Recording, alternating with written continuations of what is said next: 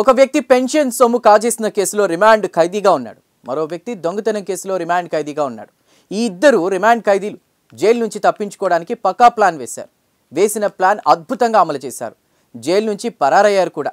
అనకాపల్లి జిల్లా చోడవరంలో జరిగినటువంటి ఈ ఘటన ప్రస్తుతం సంచలనంగా మారింది. ఇంతకీ ఖైదీలిద్దరూ ఎలా తప్పించుకున్నారు? పటిష్టమైన బందోబస్తు కలిగినటువంటి జైలు నుంచి ఎలా ఎస్కేప్ కాగలిగారు?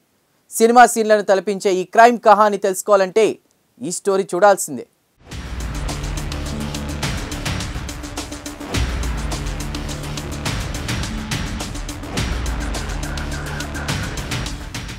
జైలు నుంచి ఇద్దరు రిమాండ్ ఖైదీలు పరారైన ఘటన అనకాపల్లి జిల్లా చోడవరంలో చోటు చేసుకుంది. ఈ ఎస్కేప్ ఈవెంట్ ప్రస్తుతం హాట్ టాపిక్ గా మారింది. ప్రస్తుతం పరారీలో ఉన్న రిమాండ్ ఖైదీల కోసం పోలీసుల వేట కొనసాగుతోంది.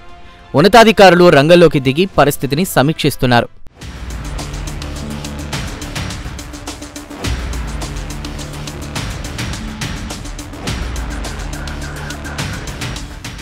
రోజు మాదిరిగానే సెప్టెంబర్ 5వ తేదీ సాయంత్రం భోజనం తయారీకి రిమాండ్ ఖైదీలైన నక్క రవికుమార్, బెజవాడ రాములను జైలు గది నుంచి వంటగదికి తీసుకొచ్చారు. ఈ క్రమంలో వంటగది నుంచి వీరు ఒక్కసారిగా సుత్తితో బయటకొచ్చారు.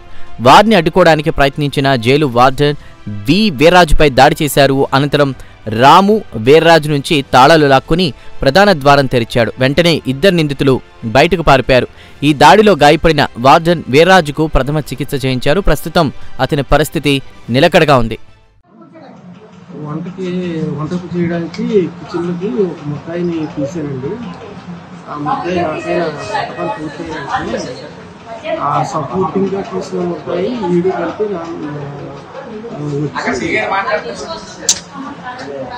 ఆ ముద్దాయి నాపై తోసేసి నా డస్క్లో ఉన్న హ్యామర్ అంటారు కదా, హ్యామర్ తీసుకుని నాపైన అటాక్ చేసి నేను గింజుకునేటప్పటికి నా చేతిలో ఉన్న తాళాలు లాక్కుని గేట్ ప్రొటేషన్ దాని మీద నేను కొద్దిగా మైండ్గా ఉన్నాను.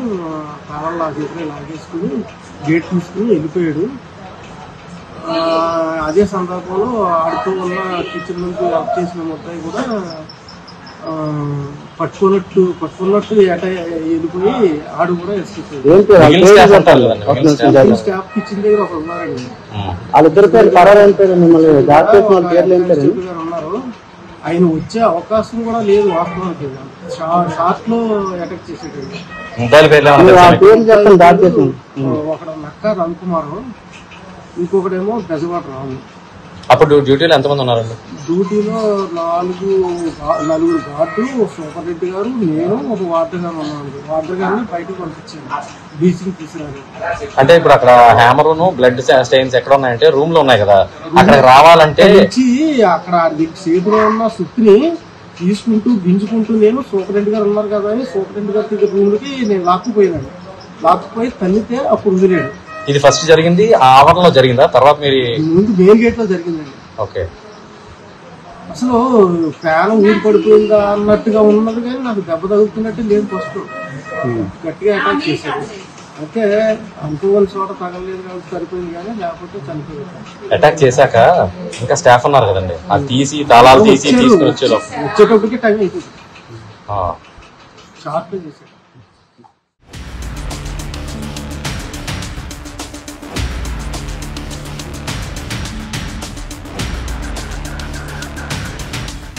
రవికుమార్ పింఛన్ నగదు కాజేశాడన్న నేరారోపణపై అరెస్టయ్యాడు. అల్లూరి సీతారామరాజు జిల్లా అనంతగిరిలో అరెస్ట్ అయ్యి ఇక్కడ రిమాండ్ ఖైదీగా ఉన్నాడు. రాము అనే మరో వ్యక్తి మాడుగుల పోలీస్ స్టేషన్లో దొంగతనం కేసులో అరెస్టయ్యాడు.